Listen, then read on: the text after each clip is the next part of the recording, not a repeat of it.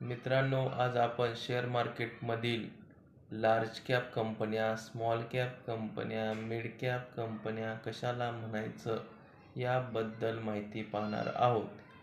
आताच नवीन माहिती अपडेट झाल्याप्रमाणे ज्या कंपनीचं मार्केट कॅप 67,000 कोटीपेक्षा जास्त आहे अशा कंपन्यांना आपण लार्ज कॅप कंपन्या म्हणतो.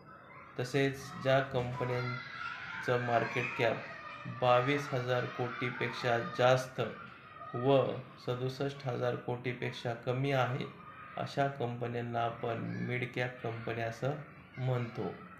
तसेच ज्या कंपन्यांचं मार्केट कॅप 22,000 कोटीपेक्षा कमी आहे अशा सर्व कंपन्या स्मॉल कॅप कंपन्या म्हणून ओळखल्या जातात. या सर्व कंपन्या ज्या आहेत त्या सर्व कंपन्या चांगल्या असतात, परंतु जास्तीत जास्त